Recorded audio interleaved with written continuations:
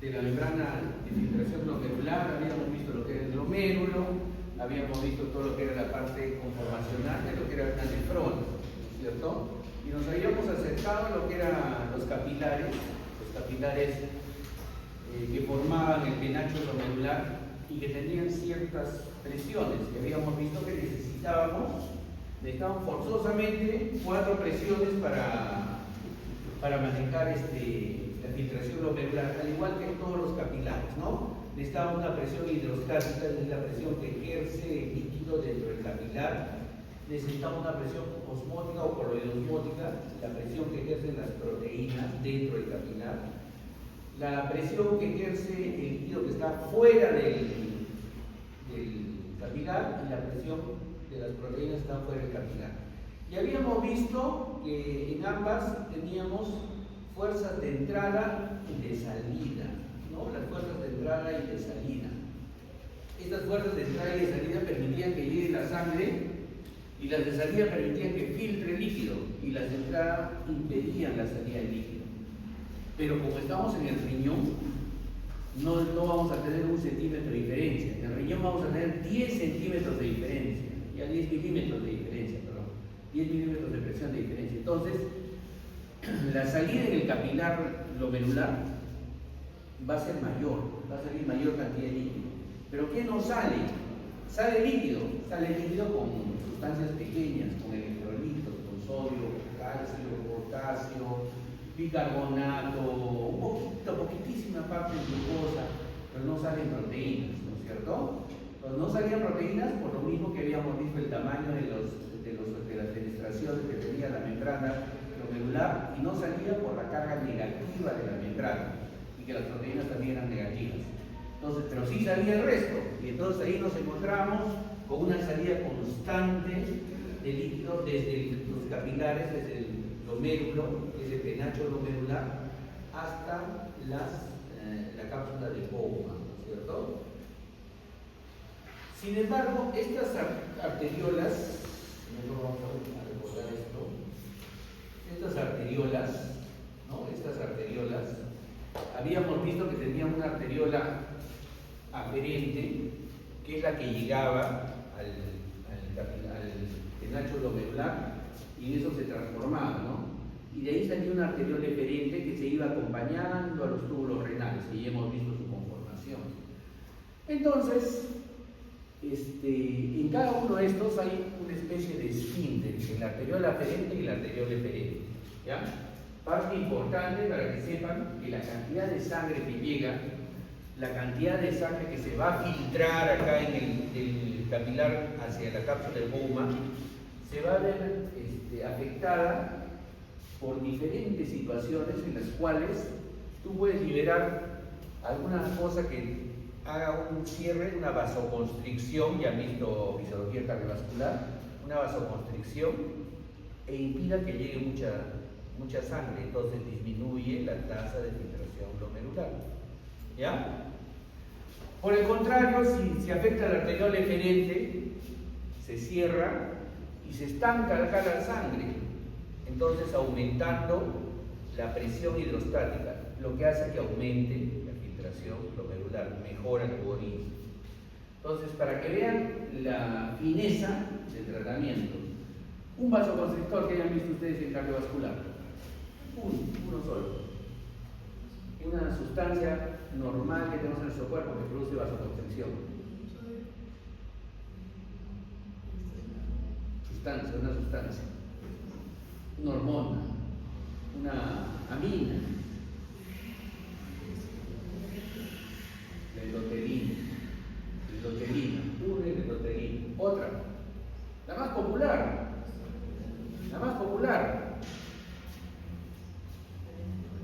la adrenalina. ¿No se acuerdan de eso, jóvenes?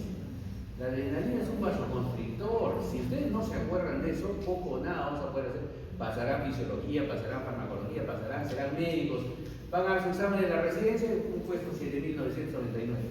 Entonces, tienen que acordar, son cosas básicas, jóvenes.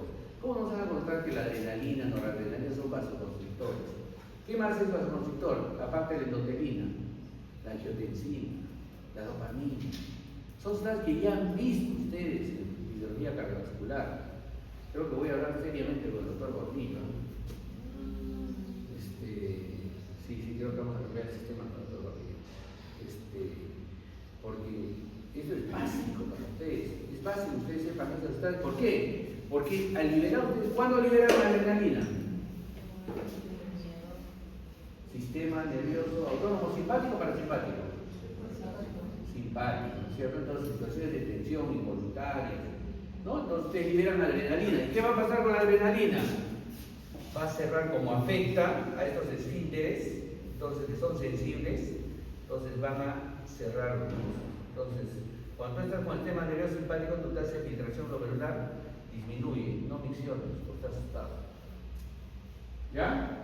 Entonces, cosas de ese tipo tenemos que saber, para que ustedes más o menos se orienten. Entonces, nosotros vemos que la llegada de líquido a través del plasma sanguíneo a los capilares glomerulares se va a ver afectado por situaciones externas, como por ejemplo la adrenalina y la noradrenalina, que contraen la arteriola aferente y la eferente.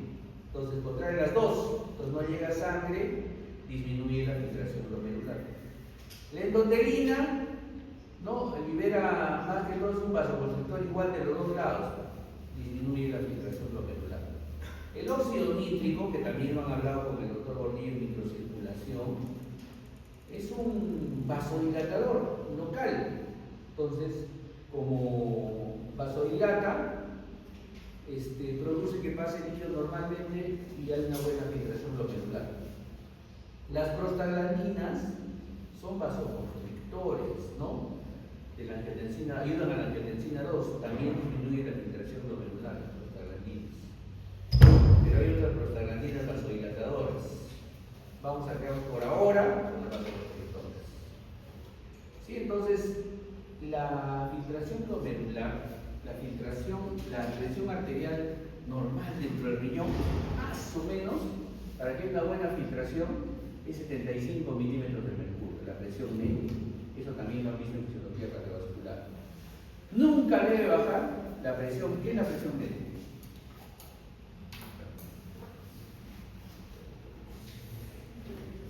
Ya ustedes han visto, conmigo ya no, el examen es así también.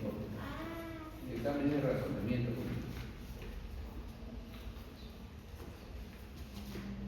¿Cómo es la filtración? ¿Cómo es la presión arterial media? ¿Quién es el señor doctor Gordillo? ¿Tiene una presión sistólica ustedes? ¿Tiene una presión diastólica ustedes? ¿Qué será la presión media? No es en el medio exacto, es un promedio, ¿no?, para sacar la presión arterial media. Y esa presión arterial media, con fenómeno de autorregulación, ¿qué quiere decir? Que todos nuestros órganos, no deben tener nunca el organismo menos de presión arterial media de 60 milímetros de mercurio. Nunca. Pueden ustedes tener presión arterial 80-50, 90-60, 100-70, lo que ustedes quieran. Pero nunca deben la presión media estar menos de 60. Porque a esa presión se perfunde exactamente el riñón, el corazón, el cerebro, los ojos, el hígado, los riñones. Eso es una presión necesaria. Óptimo para el riñón, 75 de presión media. Pero puede soportar presiones desde 50 hasta 150 antes de reventarse los capilares. Es decir, eso se llama fenómeno de autorregulación, que también han hecho en fisiología cardiovascular, ¿no? El fenómeno de autorregulación quiere decir que puede subir mucho tu presión media, sin embargo, tu capilar trata de mantenerse, dilata o se contrae según la presión. Tengo que estudiar, ¿eh? Cada capítulo de fisiología va haciendo prácticamente un uso de los capítulos anteriores, por eso lo hacemos. Pausa.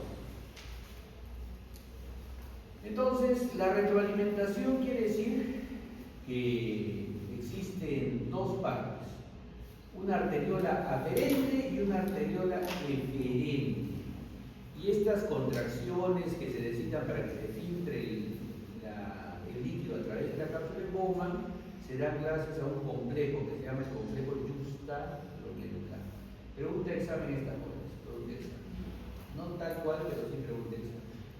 ¿Cuáles son las hormonas autacoides aminas que producen vasoconstricción, que aumentan o disminuyen la tasa de filtración glomerular? Ahora yo le voy a poner condimento si trabajan sobre la arteriola aferente o la arteriola eferente. Pero eso es muy difícil, doctor. Me dijo el doctor que hacía, nos ayuda haciendo el examen de electro. Pero ahora ya no me hice eso, porque ahora en el examen de ENAM y el examen de residencia me preguntan así.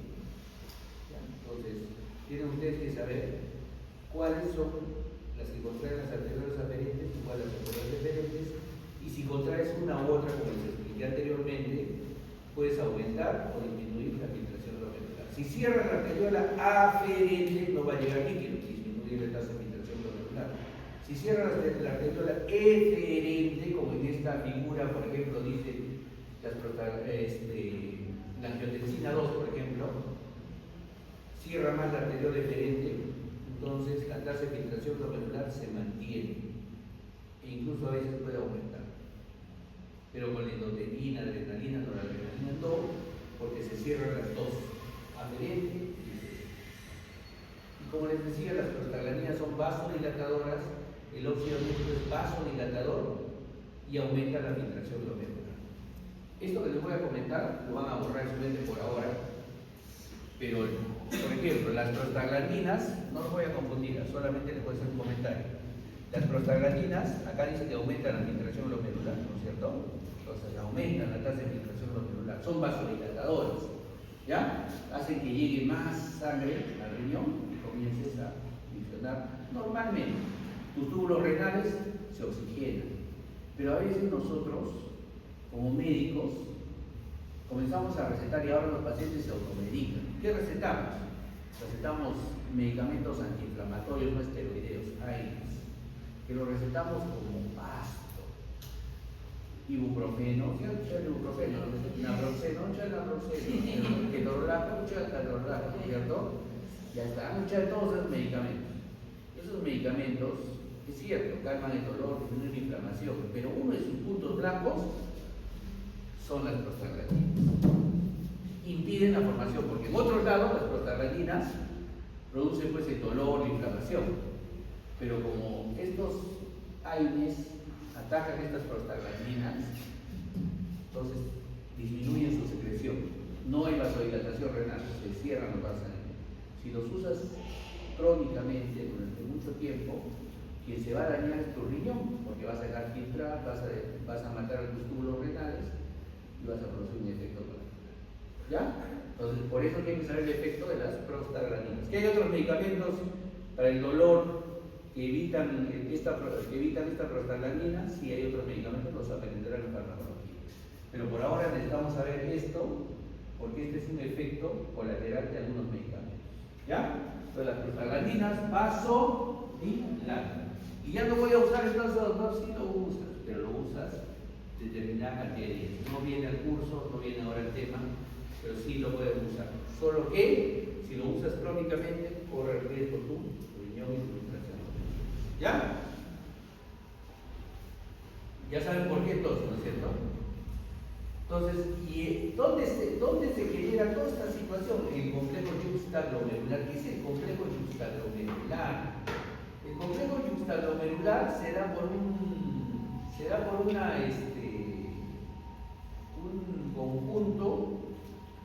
conjunto de células, ya un conjunto de células que miren cómo es extraño, ¿no? Este es el penacho glomerular, aquí están las arteriolas aferente y eferente, y aquí está un complejo que se llama la mácula densa.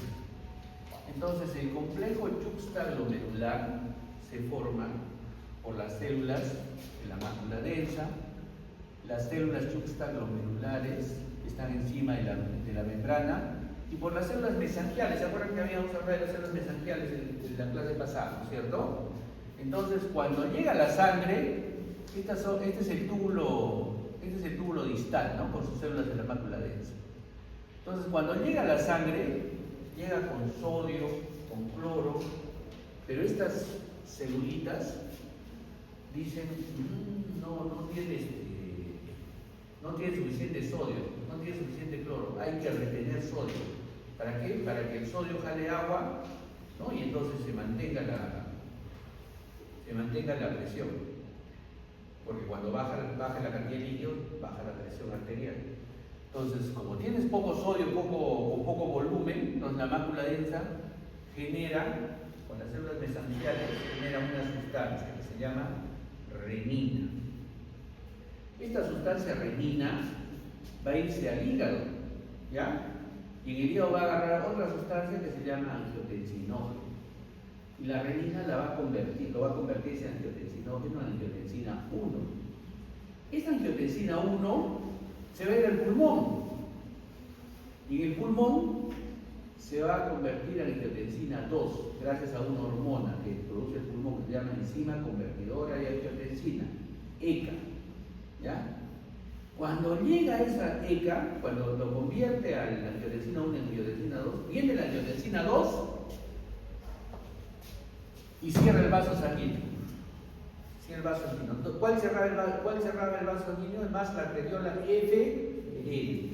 Entonces el agua comienza a quedarse y comienzas a filtrar más. Ya estás consiguiendo eso, ¿no? Comienzas a filtrar un poquito más de líquido. Pero también la angiotensina 2 genera una sustancia que se llama aldosterona. Y esa aldosterona retiene sodio. Y entonces ese eje, renina, angiotensina, aldosterona, nos sirve para retener sodio. Solo que hay personas, sobre todo cuando vamos siendo más viejitos, comenzamos a desregular este sistema. Y entonces nuestra presión arterial se altera porque generamos mucha renina, ya no estamos regulando adecuadamente. Mucha renina, mucha angiotensina 2, y la angiotensina 2, ¿qué producía? ¿Y eso qué producía? Que se eleve la presión. ¿Ya? Entonces, cuando ya comenzamos a hacer eso, nos hemos desregulado. Entonces, por eso a los amigos que somos hipertensos nos dan, en teoría debemos comer menos sal, ¿no es cierto? Para que no se termine. Y los medicamentos para la presión arterial, entonces, ¿dónde van? Los de moda, los actuales, los que han salido, los que nos han ordenado este 14 de agosto del 2021, que han salido las últimas guías de presión arterial. ¿A qué va orientado? A inhibir la formación con los ECA, a ver los receptores de angiotensina 2 que se llaman ARA, ¿no? Los bloqueamos. ¿Ya? ¿Qué más hace que se cierren los vasos sanguíneos? ¿Ustedes se acuerdan? ¿Qué más hace que aparte de aparte del sistema nervioso autónomo, qué requiere para que se haga vasoconstricción? ¿Qué sustancias? ¿Qué ion hace vasoconstricción? Calcio. Entonces el tratamiento específico para una hipertensión es, ahorita, de entrada nomás ya, inhibidores ECA, los ECA, por lo que estamos viendo ahorita, ¿no es cierto? Y bloqueadores de ARA2 de repente si tienen más plata, porque bloquean los receptores de la angiotensina 2. Y a esos, cualquiera de esos dos, le agregas un bloqueador de canal de calcio. Listo, y este es tu tratamiento. Ahora, ¿cuáles son? Cuando hagan farmacología. ¿Ya? Pero así son los tratamientos, en base a la fisiología. Pero tienes que saber fisiología, porque si no, ¿qué le va a hacer a tu paciente? Entonces, el riñón ya no solo sirve para la orina. ¿Han visto cómo regula la presión arterial? ¿No es cierto? Estamos viendo eso. Entonces, una de las funciones del riñón importantísimas es esta, la regulación de la presión arterial. Fisiología de la micción, ¿tiene que ver con el sistema nervioso autónomo o no? Eso les voy a dejar de tarea a ustedes para que ustedes lo investiguen. Ustedes lo van a investigar porque va a haber una pregunta en el examen. ¿Ya? ¿Quién inerva el trígono vesical? ¿Quién es el que inerva la parte, los esfínteres externo e interno? ¿No? Es una página y media que tiene en su libro, que es básicamente sobre el sistema nervioso autónomo, ¿no? Pero ustedes lo van a investigar. ¿Ya? Lo van a investigar. Pero para que vean más o menos el sistema parasimpático y el simpático, tienen que ver básicamente con sus plexos, ¿no? El plexo lumbar y el plexo sacro, que ustedes ya lo hemos visto cuando hemos hecho el sistema nervioso simpático. Y entonces, Vamos a ver esta parte, entonces ahora sí, antes de pasar a la filtración ya netamente. Aquí será la parte que quería mostrarle la formación del orina, ¿no? Entonces,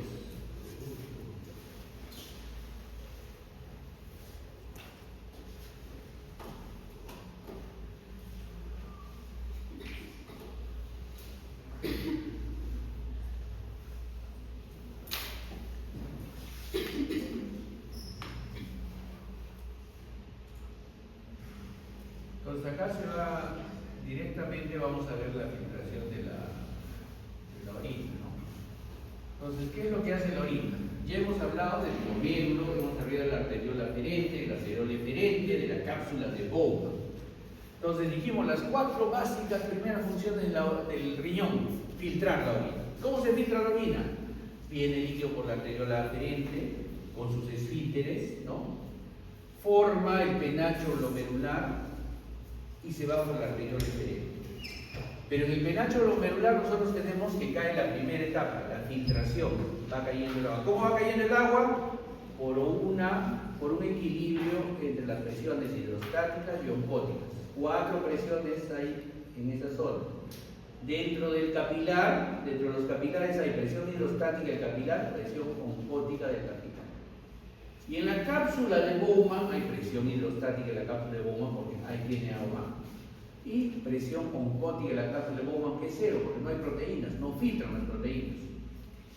Con este juego de 4 presiones, nuestro capilar glomerular tiene una diferencial de 10 milímetros de mercurio.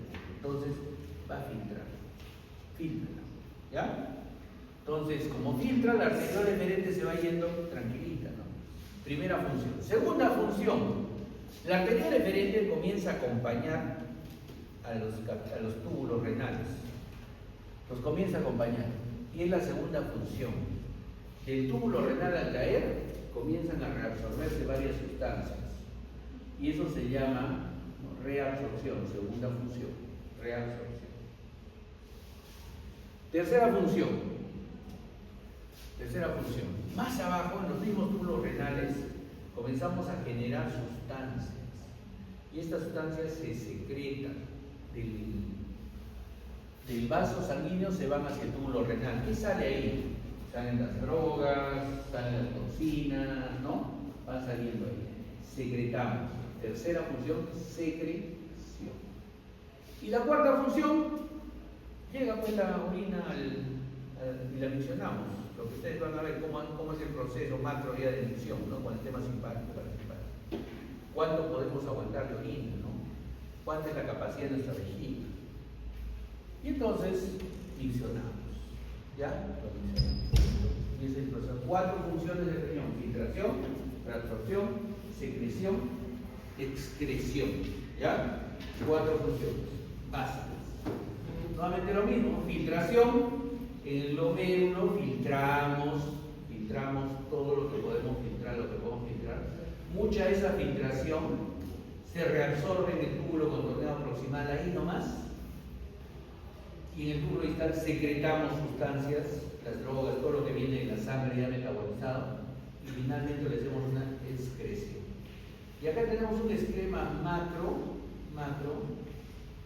de cómo vamos a manejarlo. ¿Se acuerdan que teníamos nefronas corticales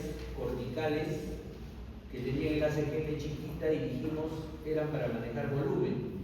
Y teníamos nefronas yuxtamedulares cerquita a la médula renal con asas de Henle largas para manejar concentración de la orina. Ahora, como ven ahora, tenemos túbulos renales y capilares, ¿no? Cerquita a ellos. Vamos a verlo más luego otra vez. Y esto va a ir yendo hacia los conductos urinarios, ¿no? Cada nefrona va produciendo su propia orina y después vamos juntando la orina y va a ir al conjunto distal, ¿no? Entonces, y formamos la orina, ¿no? Ahí más o menos, ¿no? Más o menos ahí. La cápsula de Bowman, el conjunto tubular y las venas. Entonces, más o menos el flujo sanguíneo es 2% del gasto cardíaco, o sea, por minuto pasan 1100 mililitros por minuto. 1100 mililitros arterias renales, su ramificación final son las arteriolas eferentes. Y después de las arteriolas aferentes, las eferentes, las que salen, forman una red de capilares peritubulares. Es decir, la tasa de filtración glomerular es de 125 mililitros por minuto. 125 mililitros por minuto. Que eso equivale a un 20% del flujo plasmático. Entonces, todo va pasando de acuerdo a las presiones y el coeficiente de filtración, ¿no? La filtración neta, que tiene que ver con el aumento de la presión arterial, ¿sí? El aumento de la resistencia de las arteriolas, como hemos visto que puede aumentar por adrenalina, noradrenalina, angiotensina, proteína, etc., ¿no es cierto? Entonces, si la presión arterial aumenta, va a llegar más líquido al riñón. Pero también tenemos el problema que también los capilares del riñón se van cerrando, aumentan su resistencia.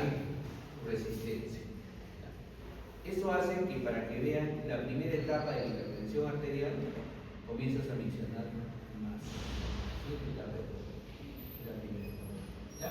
Y este es un esquema, para pasar a la siguiente parte, este es un esquema general que vamos a ver ahora, ¿no? Como ven ustedes, los capilares van pegados a los túbulos, ¿ya? Van pegados a los túbulos. Y los túbulos tienen su conformación, ya esto lo han visto en histología, en biología. Tenemos de la arteria va el capilar, ¿sí?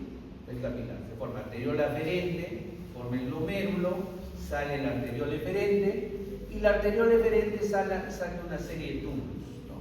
De capilares que van a acompañar a los túbulos. Y estos se van a ir convirtiendo después en sangre venosa. Y los túbulos son un conjunto, ¿no?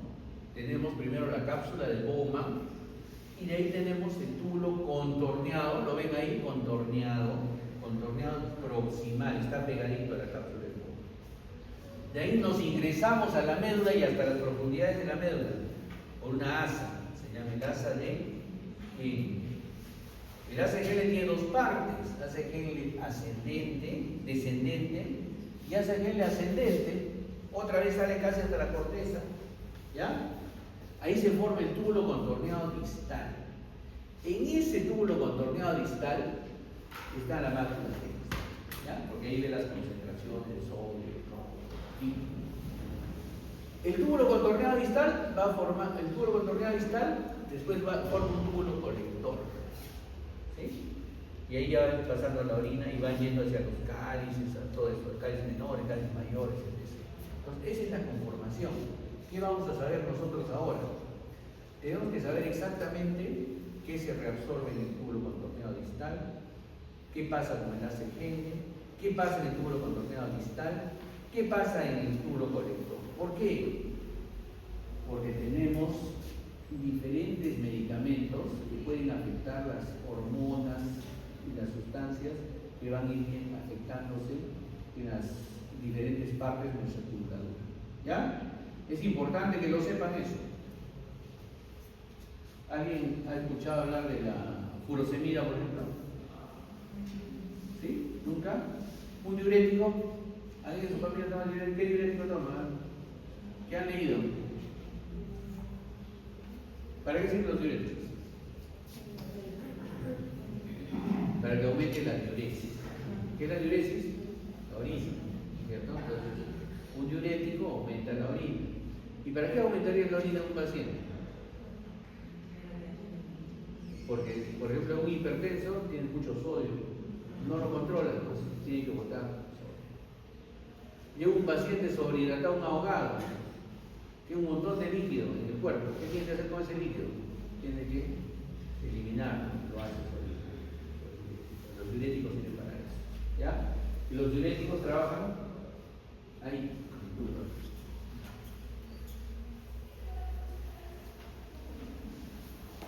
Tienen que aprender a darle uso a la fisiología en su parte clínica, ¿ya? Listo, entonces más o menos ahí tenemos nuestros túbulos renales, nuestros glomérulos.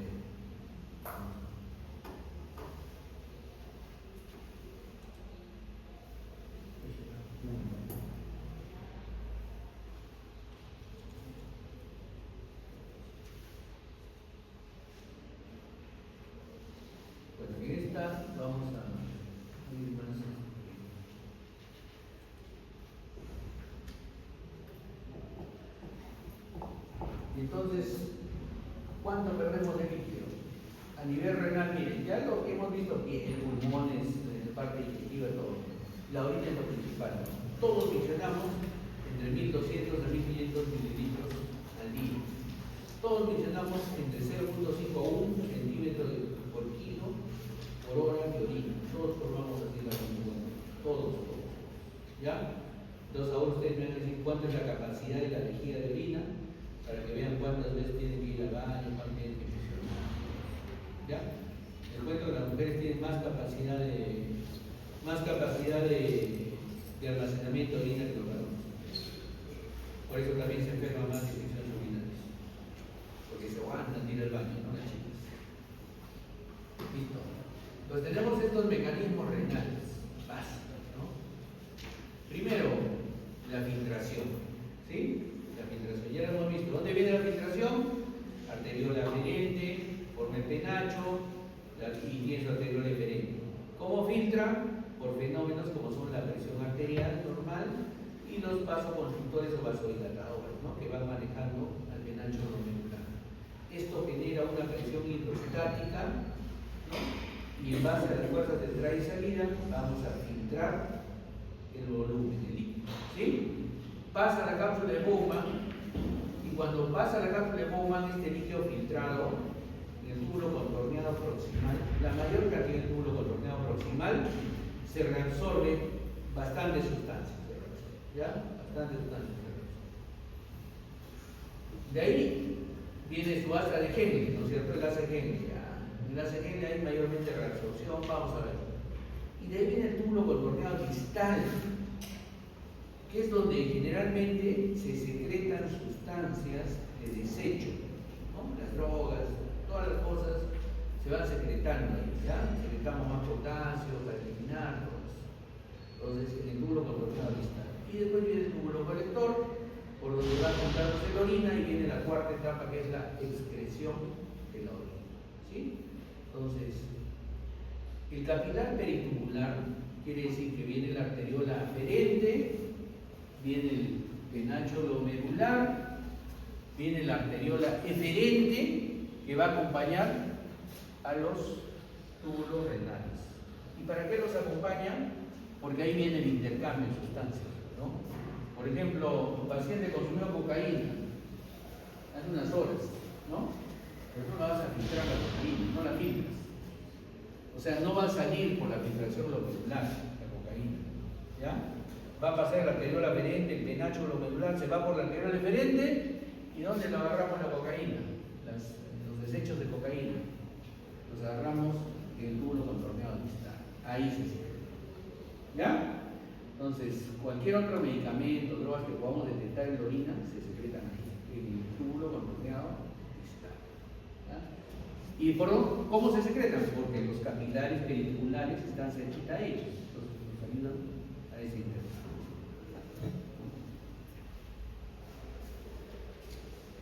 Pero aquí hay un tercer factor. Ese espacio en blanco que existe entre el túbulo y el capilar es la médula renal, ¿no?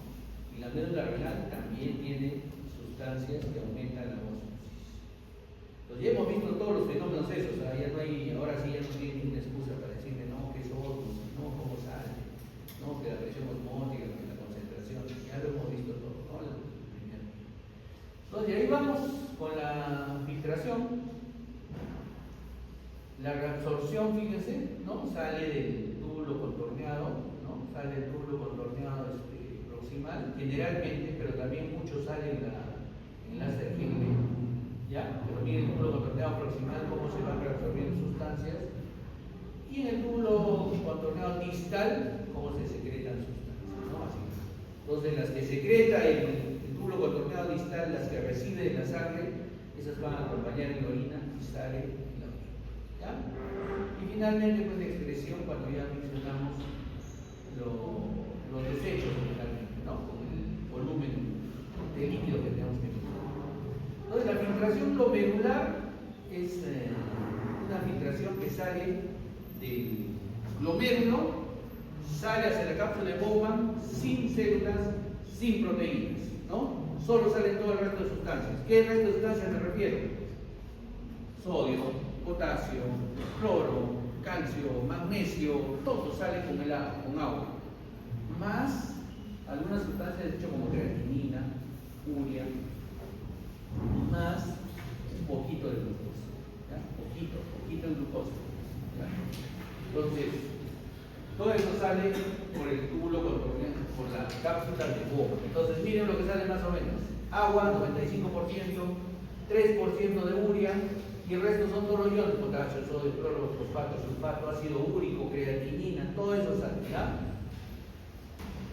Diariamente, el riñón filtra 180 litros de líquido, 180 litros de líquido, 1100 mililitros por minuto, una tasa de filtración normal de 125 mililitros, ¿ya?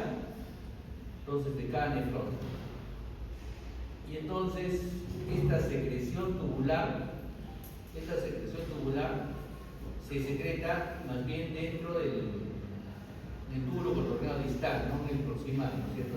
Y regresamos, lo que reabsorbimos, a veces regresamos, iones potasio, iones hidrógeno, amoníaco y algunas drogas, ¿no? En el túbulo contorneado distal, en el distal. Entonces vamos a ir viendo por la reabsorción del túbulo contorneado proximal, y ahora requiero su atención porque esto es un poco más denso. En el túbulo contorneado proximal se reabsorbe 67% del sodio, o sea, todo el sodio que se sale se reabsorbe casi el 70% del túbulo contorneado proximal, ¿ya? Se reabsorbe agua, porque el agua sigue el sodio. Se reabsorbe cloro, que el cloro va con el sodio y el agua. Se reabsorbe potasio, se reabsorbe glucosa y algunos aminoácidos libres pequeños. Todo eso se reabsorbe en el túbulo contorneado proximal. Es decir, todo lo que filtras, 75% más o menos, se reabsorbe antes de llegar a la ACG. Estamos hablando del túbulo contorneado proximal. Miren, se reabsorbe todo eso del túbulo contorneado proximal. Es decir, se filtra a la cápsula de Bowman, cae al túbulo contorneado proximal y se reabsorbe, 75% de lo filtrado se reabsorbe el túbulo contorneado proximal. Esto hace que el túbulo proximal es isosmótico con respecto al plasma, ¿ya? Es isosmótico. ¿Qué reabsorbemos después? En el enlace de Henle. En el enlace de Henle se reabsorbe el sodio, se reabsorbe agua, ¿sí? Y en el túbulo distal se reabsorbe sodio y se reabsorbe agua, ¿no? Entonces, cuando llegas a la secreción tubular, se reabsorbe más o menos 99% de líquido filtrado en el túbulo contorneado distal, 99%. Solo queda 1%. Túbulo distal, solo queda 1%. Perdón, en la CGL solo queda 1% de lo filtrado. Pero si tú filtras 180 litros al día, ¿cuánto queda para ir hacia el túbulo distal y hacia el túbulo colector? ¿Cuánto es 1% de 180?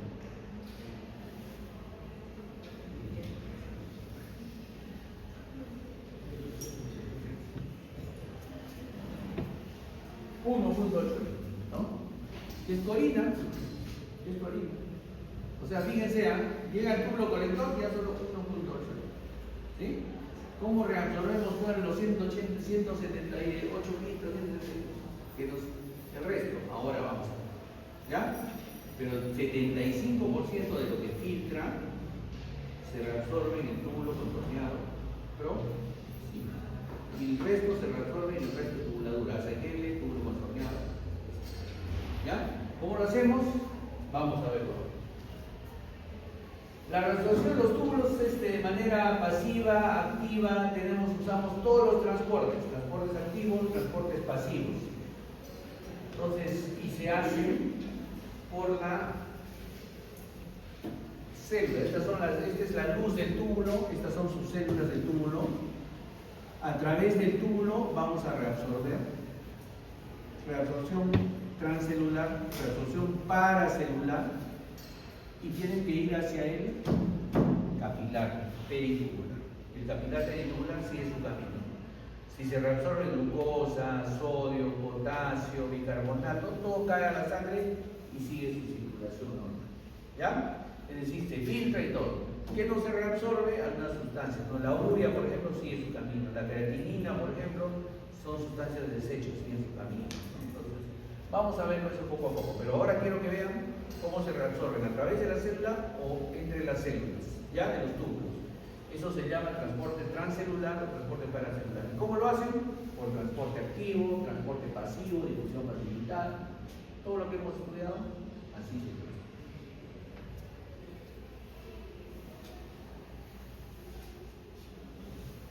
¿Y qué pasa si le doy a mi paciente mucho aire, lo que dijimos? Le produzco que se cierre el vaso sanguíneo, no va a entrar oxígeno a las células y se mueren estas células. Necrosis tubular. ¿Qué va a pasar entonces? Cuando mi paciente va a funcionar, ya no va a poder reabsorber nada. ¿Sí? Entonces comienza a tener desórdenes metabólicos, funciona mucho sodio, funciona mucho potasio, mi paciente no tiene un balance y ¿no? Se altera totalmente.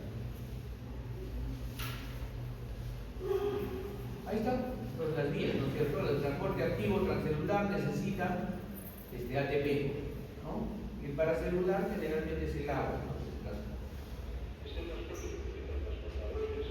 Nuevamente lo mismo, ¿no es cierto? El transporte. Y la ósmosis. El líquido en el túbulo contorneado proximal es isotónico. En el asa de Henle tenemos líquido hipertónico y líquido hipotónico. Y en el asa del túbulo contorneado distal es hipotónico. Y cuando pasa el túbulo colector es hipertónico. ¿Por qué? Vamos a ver ahora las reabsorciones diferentes, pero acá quiero que nos detengamos un poquito en el asa de Henle. Cuando el asa de Henle pasa, la médula renal tiene mucha urea. ¿De dónde venía la urea? Se filtraba, ¿no es cierto? La urea es un desecho ¿de qué? ¿De qué metabolismo? Es nuestro mismo metabolismo. Hacemos amoníaco, amonio, la urea es muy liposoluble, pasa nomás las membranas y se deposita en la médula renal. También cuando comemos mucha carne también producimos más urea, ácido úrico, ¿cierto? Entonces se deposita acá. ¿Alguien ha comido? No, a ustedes no los han llevado nunca a comer chiquito, ¿no? ¿No han comido? ¿Nunca? Cuando tienen que conseguirse un novio popular, a lo que refiere a restaurantes y para que les inviten. Pero ellos todavía no van a pedir y nunca más lo van a volver a pedir. Porque tiene un olor penetrante el riñón. ¿Ya? Un olor penetrante. Es el olor a urea, porque la urea está impregnada en la médula. ¿Ya? La médula. Entonces, aquí, esta urea genera un ambiente osmótico alto, hiperosmolar. Y como la orina va a pasar por ahí, entonces va a haber muchos cambios. ¿Ya? Va a haber muchos cambios. Vamos a irlo analizando.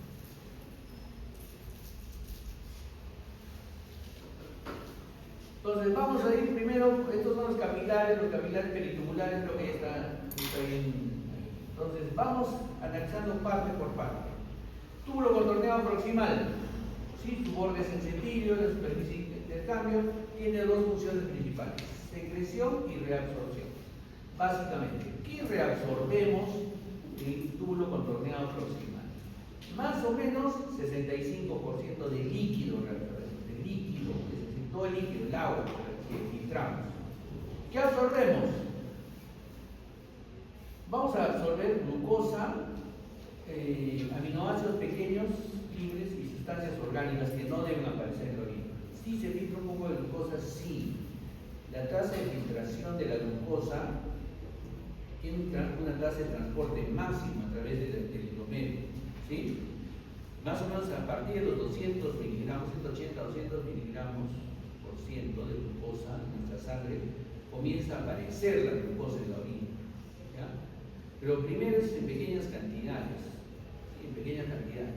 Y esas pequeñas cantidades se reabsorben. ¿Qué requiere entonces el túbulo contorneado proximal? Requiere receptores, ¿no? SPT1, SPT2, para poder reabsorber glucosa en el túbulo contorneado proximal.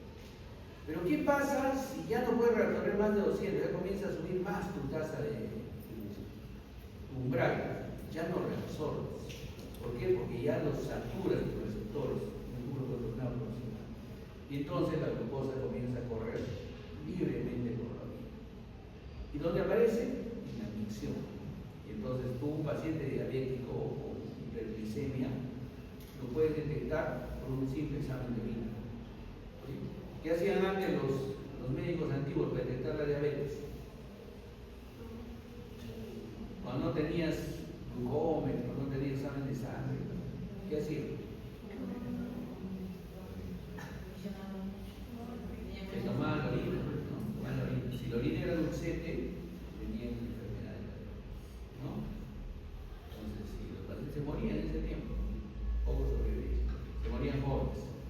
Entonces, pero eso les habla de la media, ¿no? ¿Qué tenían que hacer? Tomar la orina del paciente para saber si estaba dulcete, tenía diabetes. Entonces, ¿qué más reabsorbemos?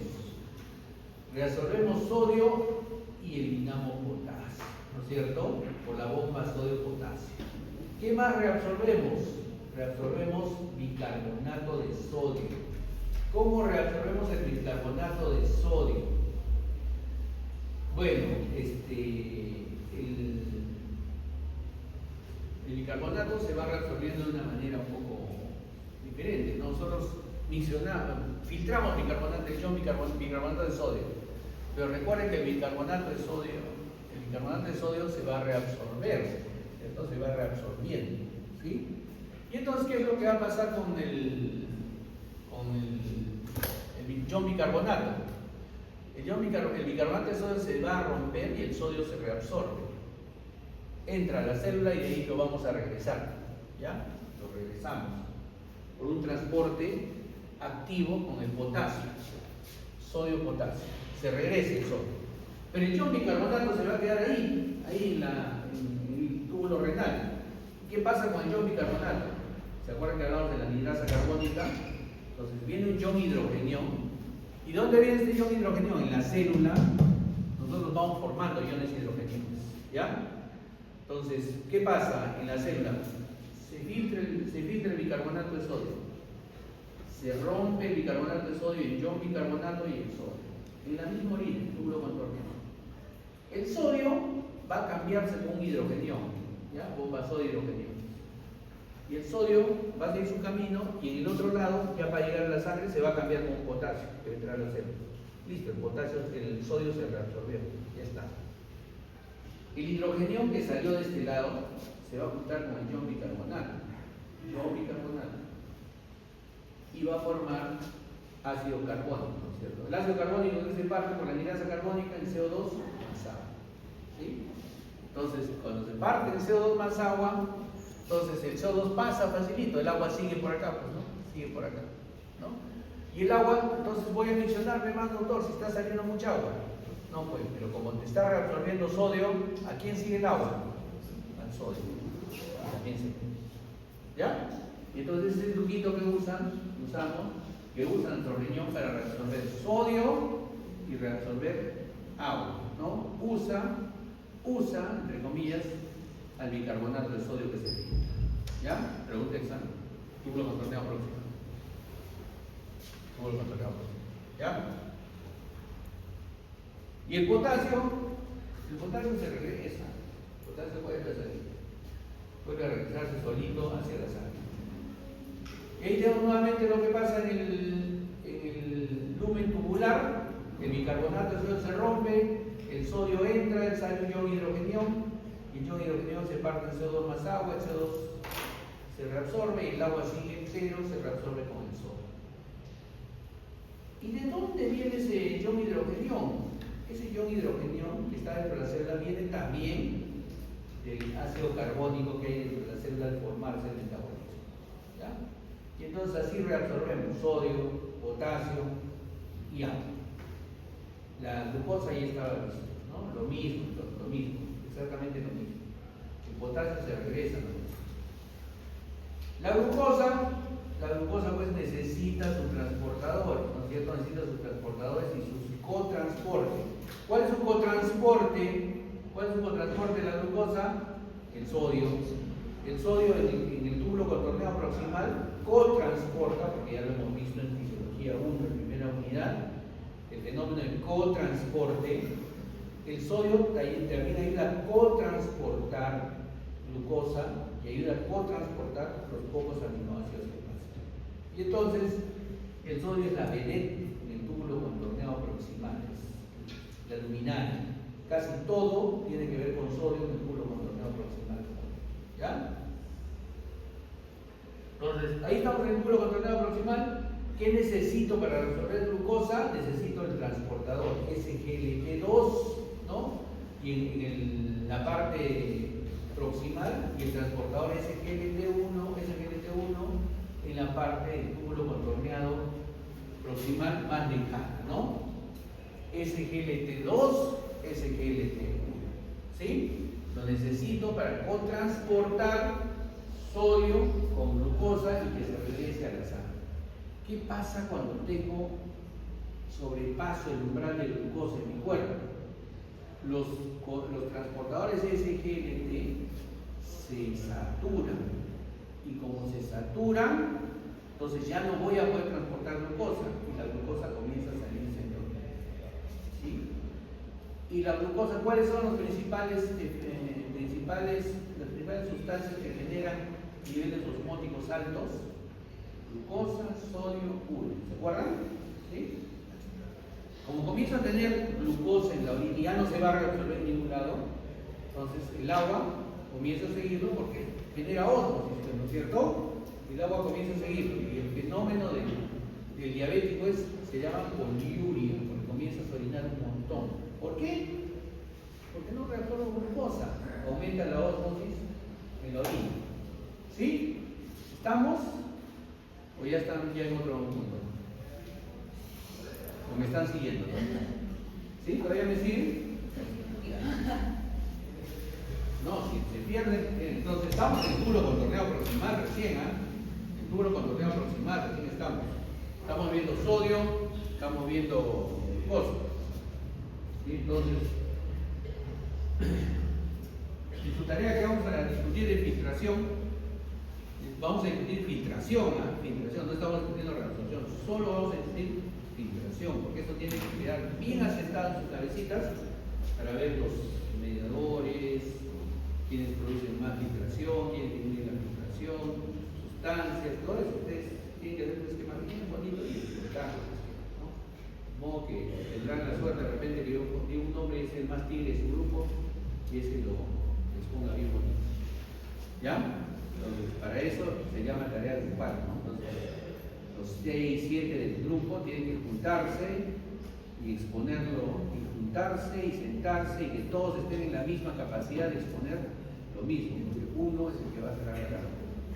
Por eso digo, es importante que cuando ustedes elijan la mesa, yo sé que todos somos amigos, pero hay amigos para diferentes cosas, ¿no es cierto? Los amigos de la mesa tienen que ser tus amigos que puedan responder, por lo menos en mi parte, puedan responder todos igual de la misma manera. Entonces, si quieres a tu amigo, lo haces estudiar. Le tomas la lección, le dices tal, así. Tú que te exponga a ti, listo, ya está. Estás esperando. Entonces, si lo veo que sabe bien, ya busco una pregunta rebuscada, igual voy a hacer, ¿no? Pero tienen que saber todos los del grupo tienen que saber bien. Bien, entonces, acá vemos entonces el túbulo contorneado proximal, todas sus funciones. Y el ACGL tiene dos partes, el asa descendente y el asa ascendente.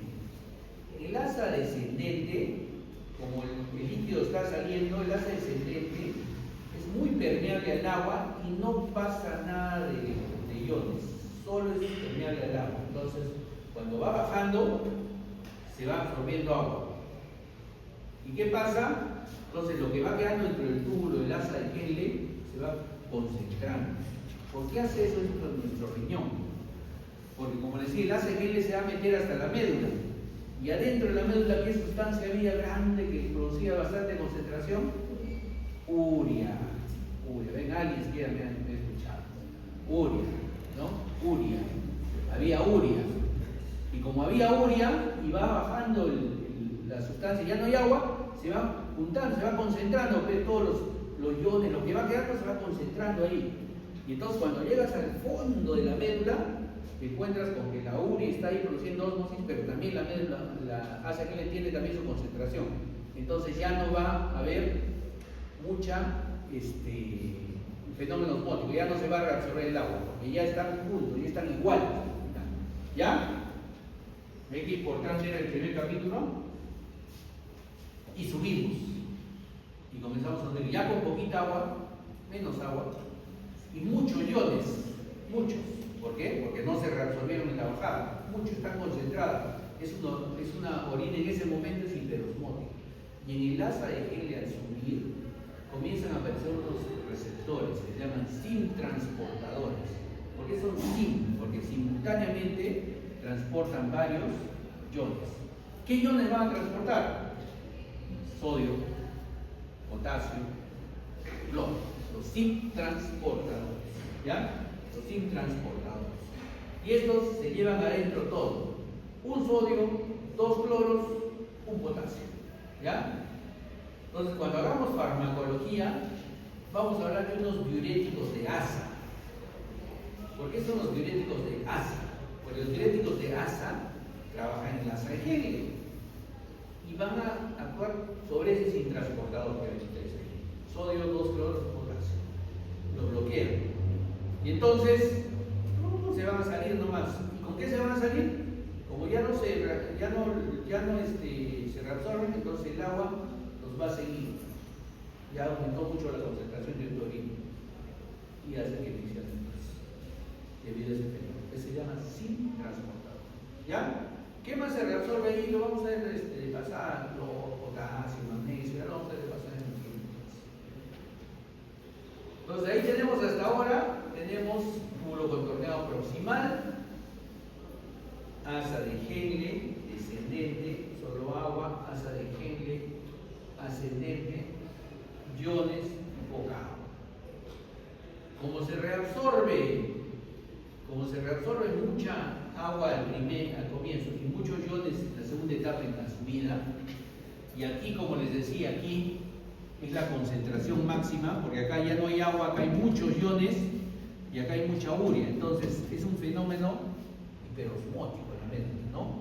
Hay concentración acá y concentración acá, llega a 1200 miliosmoles de concentración, ¿ya? 1200 miliosmoles. Lo normal en el cuerpo humano, ¿cuánto es? Concentración osmótica. ¿Cuánto es la concentración osmótica? 200 ¿cuánto? 200 no. 290 le suena, 290 le suena, mucha anatomía, ¿no? 290 de concentración, tenemos lo normal, lo vamos a repetir como 5 veces ya, 290.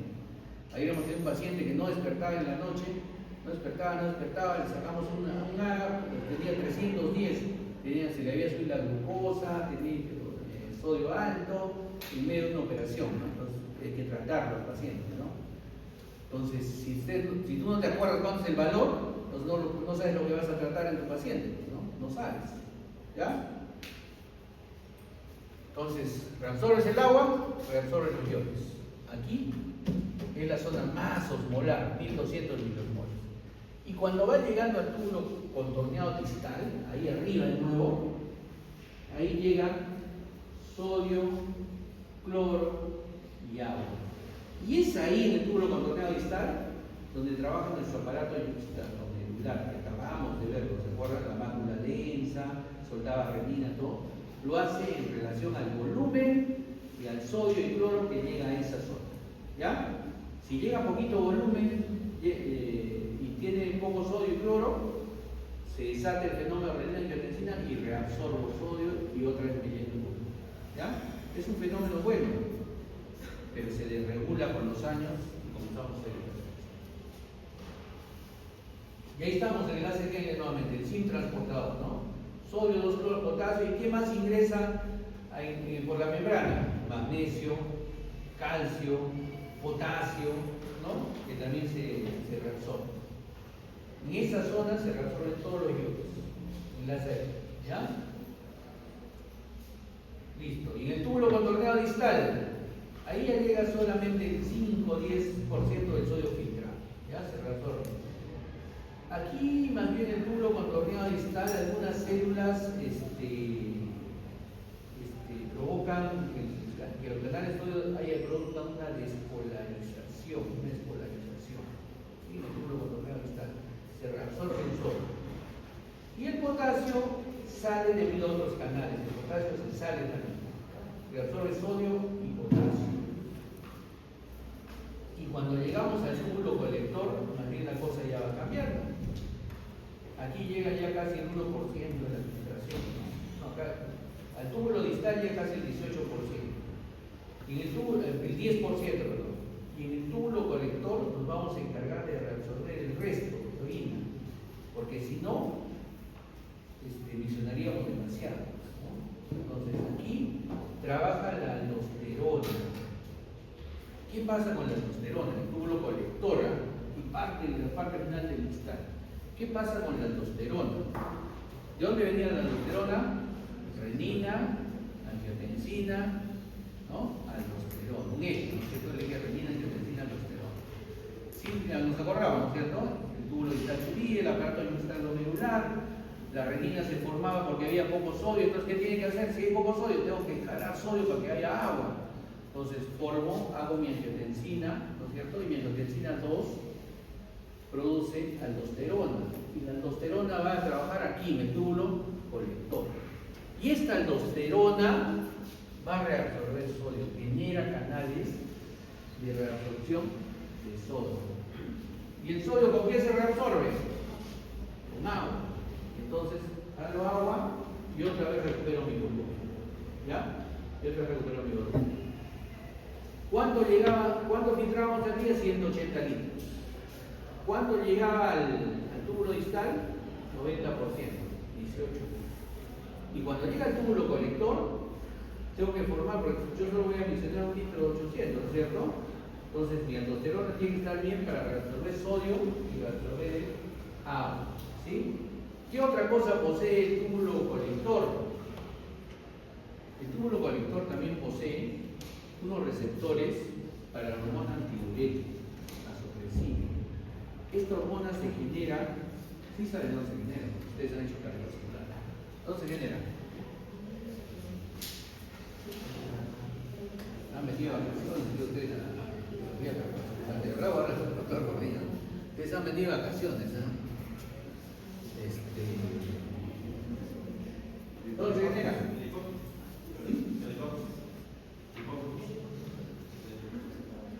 La orina, ¿cierto?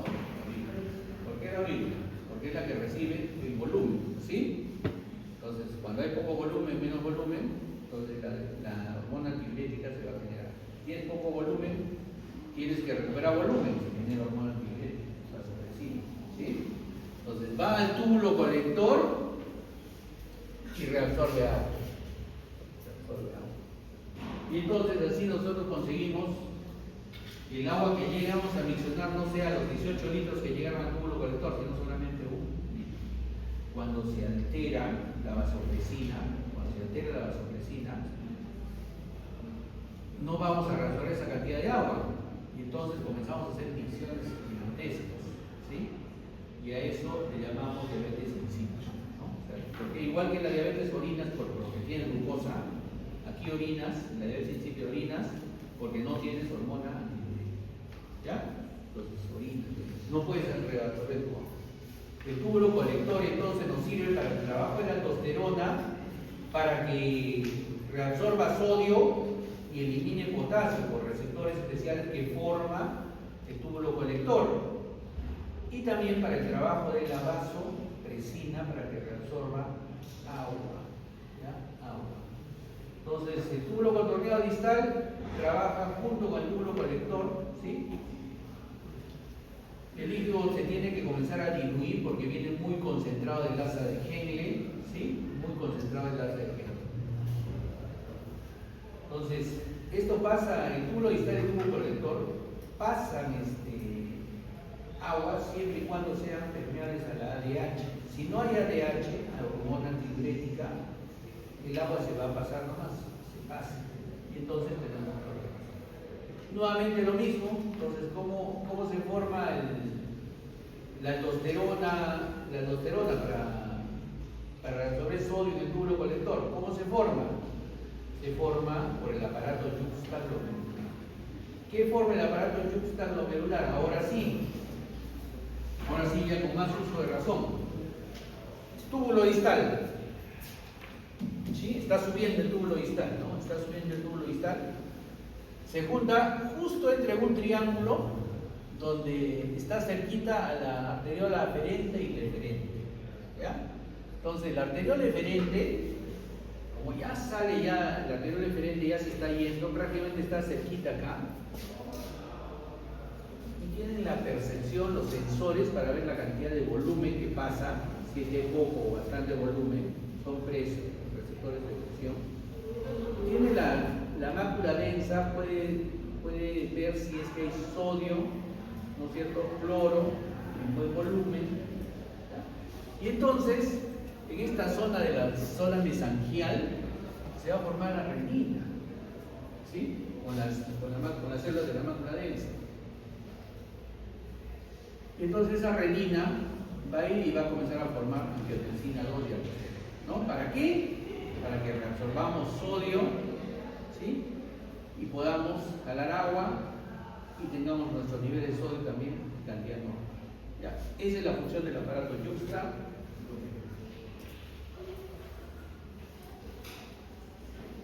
Ahí nuevamente, nuestro aparato yuxtaglomerular ya creo más esquematizado, ¿no es cierto? Con nuestras células mesangiales, nuestra mácula densa, etc., ¿no? Y para formar nuestra retina. Y esto hace que podamos reabsorber. ¿Ven? Ahí está clarito el aparato yuxtaglomerular. Y este es nuestro sistema retina, angiotensina, aldosterona. Finalmente, la aldosterona, que es un mineralocorticoide que se produce en la glándula suprarrenal, ¿sí? La glándula suprarrenal forma unos canales permeasas que son los que hacen que se absorba sodio. Estos canales permeasa se forman gracias a que la aldosterona, después de todo el sistema renina, angiotensina, aldosterona, la aldosterona viene a la célula del túbulo contorneado distal y altera el ADN y forma los canales. ¿Ya? Y estos canales reabsorben sodio y eliminan potasio. ¿Y entonces vamos a mencionar potasio? No, porque células más abajo, por decirles así, milímetros más abajo, el potasio se vuelve a reabsorber. ¿Ya? Pero la aldosterona ya hizo su chamba jalando sodio para abajo. Y la hormona antidiurética con más agua. Y entonces así evitamos de que mencionemos mucha cantidad, ¿no? Mucha cantidad. Ahí más o menos vemos, ¿no? Jalamos sodio y eliminamos potasio. Y hay y los iones hidrogeniados. ¿Y cómo regresa el potasio? El potasio regresa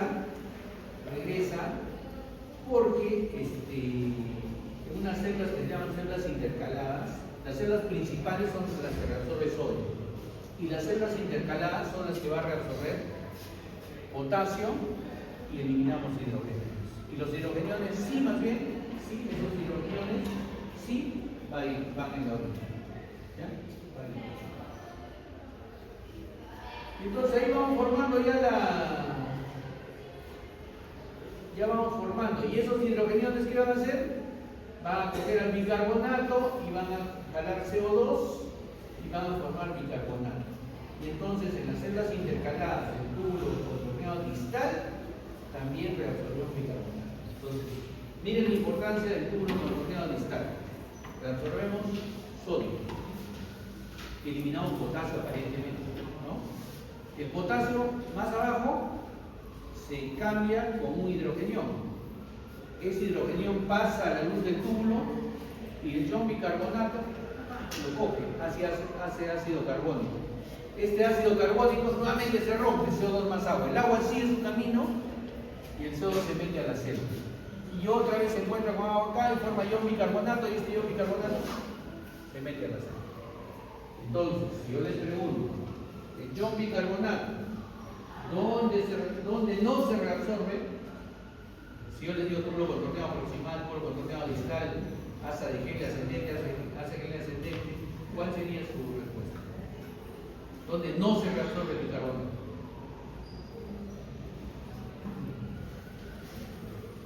¿Se reabsorbe el túbulo contorneado proximal? Bicarbonato, ya lo van a repasar muy pronto. ¿Se reabsorbe en el ACN? No se reabsorbe. Túbulo contorneado proximal y distal se reabsorbe el bicarbonato. Pero ese fenómeno tienen que tenerlo bien claro, jóvenes. El bicarbonato se une como un hidrogenión siempre y se parte en dos, CO2 más agua. El CO2, como es tan liposoluble, se mete nomás a la célula y el agua sigue su camino. Y el CO2 dentro de la célula también se va a encontrar con agua y va a formar otra vez ácido carbónico. Pero esta vez dentro de la célula se forma un ion hidrogenión y un ion bicarbonato. El ion bicarbonato se reabsorbe y el ion hidrogenión vuelve a salir a la orina. Y ahí se encuentra otro ion bicarbonato que ya lo íbamos a eliminar, se pega y otra vez se viene. Y así vamos a reabsorbiendo iones bicarbonatos. Entonces, eso hace que la orina se vaya formando, ¿no? Se va formando. ¿Sí? Y entonces el túbulo colector, bueno, recoge la orina de varias nefronas, todo eso. Y se va formando la orina. Ahora, ¿qué pasa? ¿Quiénes evitan que orinemos mucho? ¿Quiénes hacen que friccionemos más? ¿Quiénes inhiben a la hormona antidiurética, la vasopresina? Lo inhiben el etanol, lo inhiben la nicotina. Entonces, ustedes se toman sus tragos, van al baño a cada rato, ¿no? Un rato se aguantan y después a cada rato están yendo al baño. ¿Sí? Porque el etanol inhibe a la hormona vasopresina. Entonces, vas a comenzar a friccionar. Y la nicotina también lo hace lo mismo, pero en menos escala, ¿no? Entonces, y esto más o menos son las presiones hidrostáticas, todo que ya hemos visto, y hace que haya. Esto sí lo hemos visto ahí, los efectos de la presión arterial. Cuando se activa el sistema nervioso simpático, entonces el sistema nervioso simpático va a producir fenómenos de aumento o disminución de la filtración glomerular, ¿no es cierto? Aumento y disminución de la filtración glomerular. ¿Quiénes van a hacer esto? La aldosterona, la angiotensina, el ADH, el péptido natriurético auricular. Ese es otro cuerpo también. También en la aurícula, el péptido natriurético auricular también va a haber la concentración de sodio, ¿cierto? Y entonces tiene unos sensores cuando pasa la sangre que inhibe en el túbulo distal y túbulo colector la reabsorción de sodio y eliminan más sodio con agua. ¿Sí? Entonces acá vamos a ver el mecanismo combinado de la sed por la hormona antidiurética. La hormona antidiurética que se forma en el cerebro, en la hipófisis anterior. La van a ver con el doctor Porguillo en el siguiente capítulo. Cuando nosotros perdemos mucha agua, nos deshidratamos, aumenta nuestra osmolaridad, ¿cierto? Comenzamos a aumentar la osmolaridad.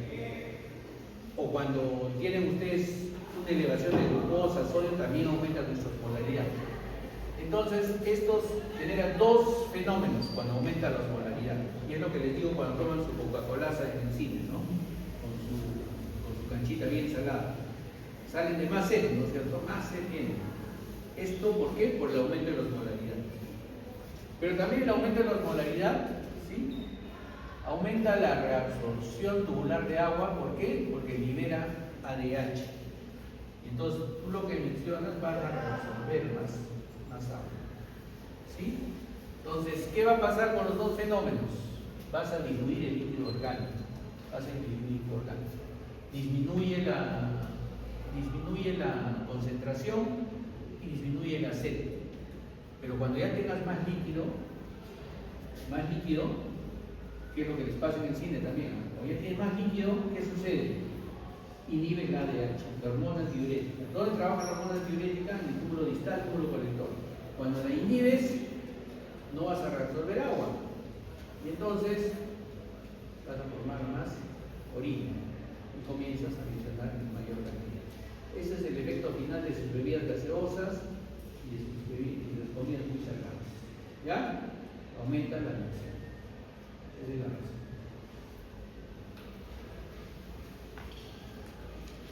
Bien, jóvenes. Y acabamos esto. Composición de la orina. ¿Qué no debe haber en la orina? ¿Qué no debe haber? Una orina normal, ¿qué no debe haber? ¿Ah? Proteínas. ¿Qué más no debe haber? ¿Qué más no debe haber? Sangre, proteínas. ¿Qué más no?